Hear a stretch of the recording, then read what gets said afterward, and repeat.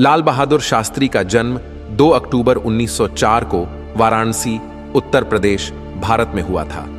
उनका जन्म एक सामान्य परिवार में हुआ था और उनके परिवार की आर्थिक स्थिति सामान्य थी। वह अपने जीवन के पहले कुछ वर्षों तक कई सामाजिक और आर्थिक समस्याओं का सामना करते रहे थे।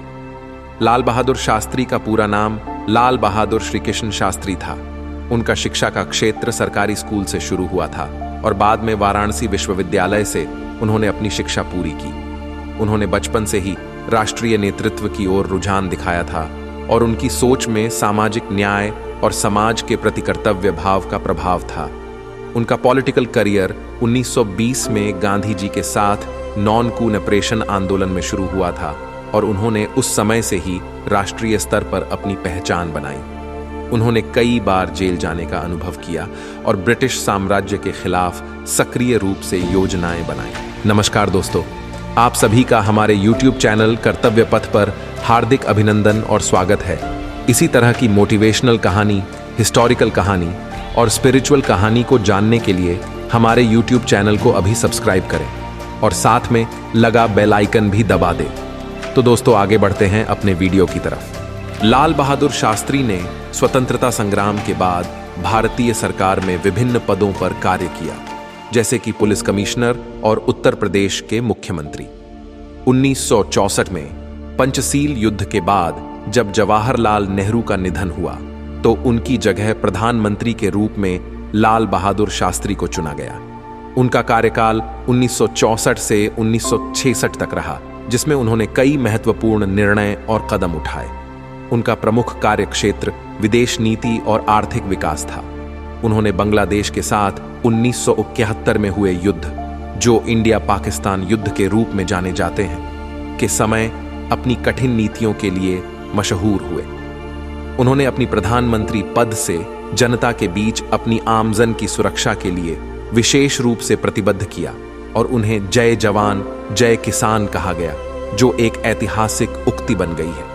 लाल बहादुर शास्त्री का निधन उनके प्रधानमंत्री पद के क्षेत्र में रूस यात्रा के दौरान 11 जनवरी 1966 को हुआ था।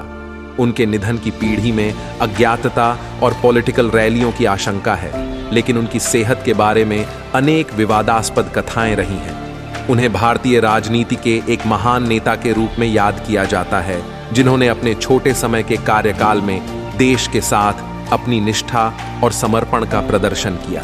लाल बहादुर शास्त्री ब्रिटिश शासन की अवज्ञा में स्थापित किए गए कई राष्ट्रीय संस्थानों में से एक वाराणसी के काशी विद्यापीठ में शामिल हुए। यहाँ वे महान विद्वानों एवं देश के राष्ट्रवादियों के प्रभाव में आए।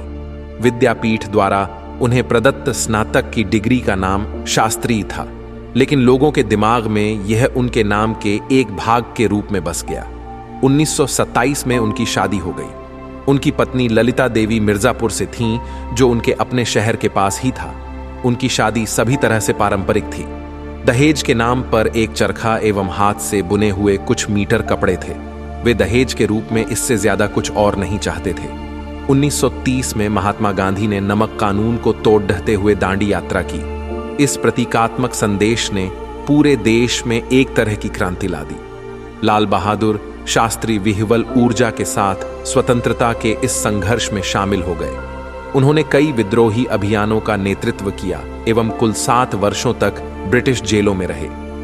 आजादी के इस संघर्ष ने उन्हें पूर्णतः परिपक्व बना दिया। आजादी के बाद जब कांग्रेस सत्ता में आई, उससे पहले ही राष्ट्रीय संग्राम के नेता विनीत एवं नम्र लाल बहादुर शास्त्री के महत्व को समझ चुके थे। 1946 में जब कांग्रेस सरकार का गठन हुआ तो इस छोटे से डायनमो को देश के शासन में रचनात्मक भूमिका निभाने के लिए कहा गया। उन्हें अपने गृह राज्य उत्तर प्रदेश का संसदीय सचिव नियुक्त किया गया और जल्द ही वे गृह मंत्री के पद पर भी आसीन हुए। कड़ी मेहनत करने की उनकी क्षमता एवं उनकी दक्षता उत्तर प्रदेश में एक लोकोक्ति बन गई। वे 1951 में नई दिल्ली आ गए एवं केंद्रीय मंत्रिमंडल के कई विभागों का प्रभार संभाला। रेल मंत्री, परिवहन एवं संचार मंत्री, वाणिज्य एवं उद्योग मंत्री, गृह मंत्री एवं नेहरू जी की बीमारी के दौरान बिना विभाग के मंत्री रहे। उनकी प्रतिष्ठा लगातार बढ़ रही थी। एक रेल दुर्घटना जिसमें कई लोग मारे गए थे के लिए स्वयं को जिम्मेदार मानते हुए उन्होंने रेल मंत्री के पद से इस्तीफा दे दिया था। देश एवं संसद ने उनके इस अभूतपूर्व पहल को काफी सराहा। तत्कालीन प्रधानमंत्री पंडित नेहरू ने इस घटना पर संसद में बोलते हुए लाल बहादुर शास्त्री की ईमानदारी एवं उच्च आदर्शों की काफी तारीफ की। उन्होंने कहा कि उन्होंने लाल बहादुर शास्त्री का इस्तीफा इसलिए नहीं स्वीकार किया है कि जो कुछ हुआ वे इसके लिए जिम्मेदार हैं, बल्कि इसलिए स्वीकार किया है क्योंकि इससे संवैधानिक मर्यादा में एक मिसाल कायम होगी। रेल दुर्घटना पर लंबी बहस का जवाब देते हुए लाल बहादुर शास्त्री ने कहा, शायद मेरे लंबाई में छोटे होने एवं नम्र होने के कारण लोगों को लगता है कि मैं बहुत दौड़ नहीं हो पा रहा हूं। यद्यपि शारीरिक रूप से मैं मजबूत नहीं है, लेकिन मुझे लगता है कि मैं आंतरिक रूप से इतना कमजोर भी नहीं हूं। तो दोस्तों, यही थी आज की वीडियो, और अगर आपको ये जानकारी अच्छी लगी तो हमारे वीडियो को लाइक जरूर करें और चैनल को सब्सक्राइब जरूर करें इसी तरह के वीडियो के लिए।